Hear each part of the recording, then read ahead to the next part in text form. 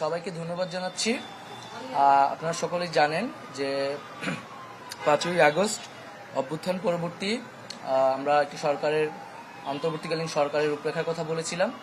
আজকে আমাদের অন্তর্বর্তীকালীন সরকারের আমরা পূর্বেই ঘোষণা দিয়েছিলাম যে এই অন্তর্বর্তীকালীন সরকারের প্রধান উপদেষ্টা হবেন ডক্টর মোহাম্মদ ইউনূস সাহেব।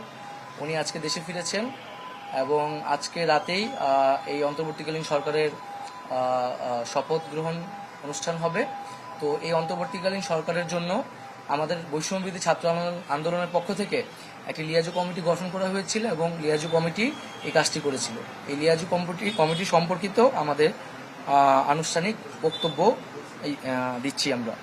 গত 5ই আগস্ট প্রেস কনফারেন্সে অভ্যুত্থান পরবর্তী অন্তর্বর্তীকালীন ছাত্র জনতার সরকারের রূপরেখা অন্তর্বর্তীকালীন সরকারের অংশীজন নির্ধারণে লিয়াজু কমিটি প্রস্তাবিত হয়। মাহফুজ আলমকে সমন্বয় করে এটি ঘোষিত হয়